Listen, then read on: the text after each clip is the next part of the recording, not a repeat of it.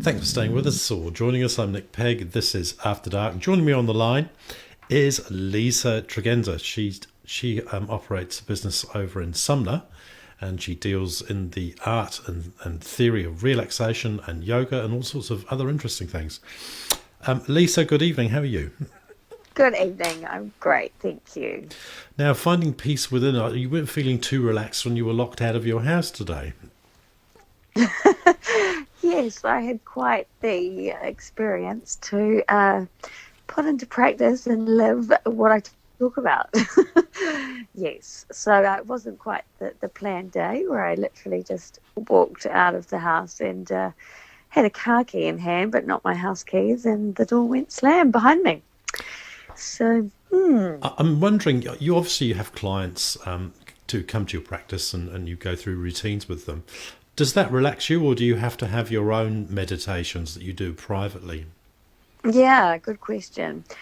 What I find is when I'm working with a client that there is an element of calm for myself as well, because if I'm working with a client to take them through a meditation, or we're working through a yoga transformation um, practice, then there is an element of me being calm and centered in that time.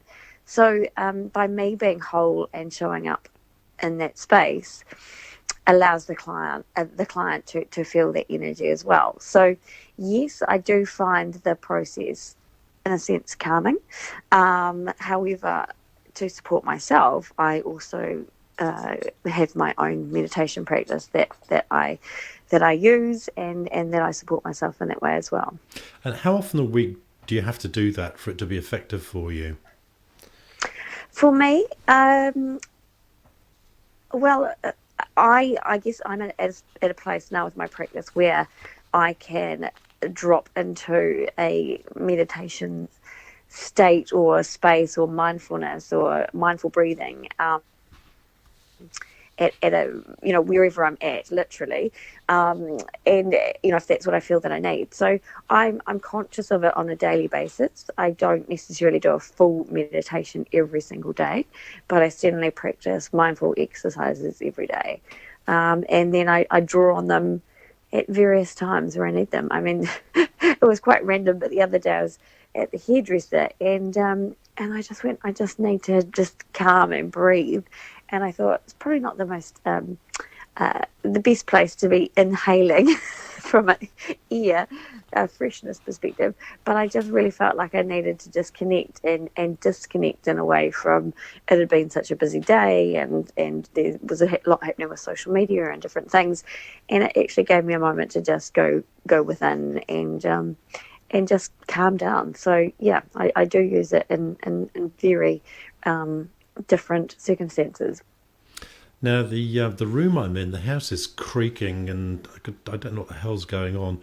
I just hope there isn't a sinkhole about to open up underneath Goodness. me, or there's some earthquake happening or something. I'd like to ask you actually: have you ever been in a flotation tank? I haven't yet. No, I have heard about it, and I would like to experience it. Because listening to, I mean, you've been on the program about 4 times now, and quite Mm, often you've said that, because I've actually been in flotation tanks on a number of occasions, and a mm. lot of the things that you're talking about, actually, you will experience in a flotation tank. So I Oh, believe there is a business in Riccarton that operates them. I'm not quite sure what it's called, but if you look it up, that might be a good thing to try, and then you could tell us all about it afterwards, maybe. absolutely. I would love that. Now, obviously, people come to you and they learn techniques, and these are things that they can go and do at home. Absolutely. So, yeah, with my clients, if I'm working one on one, I work with them where they're at. So, some people are more advanced in their mindfulness practice or in their meditation practice than others. So, I literally meet them where they're at, and build on wherever that is. So, if it is getting them to focus on breathing, then that is where we start, and we add on to that. It was interesting today. I was having a conversation with my friend and her partner, and he said, "Oh, well, what do you mean when you talk about breathing?" and we talk about these things and yet we're not really consciously taught how to breathe so that it actually energizes us, or it calms us, or it links in with our parasympathetic nervous system. So they are really powerful tools that you can take away and use anywhere and use in numerous situations. How long does it take, Lisa? How many lessons? Because I mean, well, I know it's a bit like how long is a piece of string, but Yeah. it's a matter of conditioning and education, and how long do people take to, absorb information and knowledge and practice? How long does it take people to reach a state where they can meditate at home and reach a state of calmness and a meditation that is good for them? Sure. Well, really, even just one meditation. So even when people are guided through one meditation, they can actually feel the benefits. So, for example, I facilitated a class on Monday night with quite a number of new people to yoga or meditation, and I talked them through, I guided them through a loving kindness meditation. Now, for that, it is one where we're giving loving kindness to ourselves first, and then we take those circles out wider to someone close to us, further out, and then with all beings. Now, something like that, it really does bring a sense of calm and love to ourselves, and that really it has an effect immediately. So you sense the energy in the room, and people were commenting how just after that one meditation, which was part of the full yoga sequence, so 10-15 minutes, how much calmer they were feeling after that one session. So the longer someone practices, the deeper they're able to go, the more you can explore. It's like any practice. The more you practice, the more you evolve in that growth and that journey. When somebody's new to this, they're likely to have challenges with flexibility. Yes. So how do you approach that? Because I mean, I'm shocking myself. I can't touch the floor anymore, and this kind of thing. So, it's like going to the bloody gym. You're thinking, oh God, I've got to go through all this stuff. So how do you approach that so you don't destroy somebody's confidence and they kind of give up on the idea? Sure.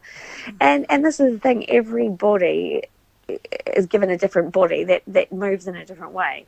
And so we literally just meet each individual where they're at on the mat. So I can sense where people are at, or where they're struggling with some tightness in their body, and we go into the pose in a calm and graceful way, so that we're easing into it. So we're going to a point where we can feel something without it being painful, and so you feel like you're doing the work. You can really sense it, but it's not hurting. So this is the beautiful thing with a yoga practice, that if you're truly in that moment and you're truly in your body, and you can really sense where that line is for you.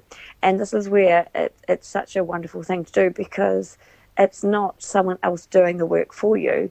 You're always judging where you need to go. And on one day, you might find you have a lot more strength or flexibility than the next day, and that's just the nature of what's gone on in our day. It might be stress that we're carrying, so our body will actually tighten due to emotional stress. So again, that's the more you can sort of tune into your body, the more you can guide your body where it needs the support. And just on that flexibility thing, I mean, I do hear that often, and quite often with men, and it was 20 years ago, I think, when I was at a gym, and I was working with the Crusaders at the time, and they were coming in and practicing yoga. So they, back then, saw the benefits in stretching and connecting with their bodies in that way. So it doesn't matter what size, what age, how flexible you are. It's about just looking at where your body is and what it needs in terms of support and guidance. I think the other another area as well, is the ability to let go of all the other stuff that's happening in your life, the attendant stresses and things that are playing on your mind, and what happened this morning, and the kids winding you up, or whatever it was. Now, I've found that one of the things that really relaxes me is playing a musical instrument, because I have to concentrate so much on it that I haven't got time to think about anything else, and it actually becomes I'm at the stage where I can play without having to think about what I'm playing too much, but like I can really reach a relaxed state while I'm playing. But the relaxation really comes from the fact that I don't have time to think about anything else. I'm very focused on what I'm doing. So I guess that must be very important with meditation as well, that ability to be relaxed and to let go of all the other stuff. Yeah, absolutely. And I think, that is just such a pertinent example that you've given around musical instruments and learning a music instrument. Given that I'm a music teacher as well, it makes so much sense to me of what you're saying. So when we're actually learning an instrument, for example, we are creating new neural pathways in the brain.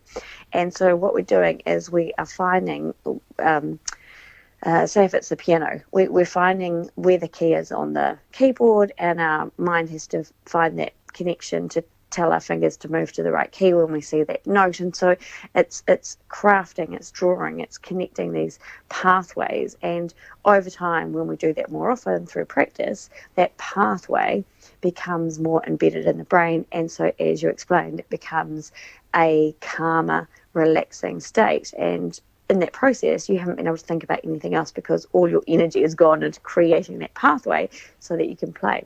So it's a really good analogy of meditation as well, because when we're going into a meditation, we're really thinking about either what's being said by the guide, or we're guiding our own self through our meditation. And so we're really, again, connecting in with those words, connecting in with that feeling.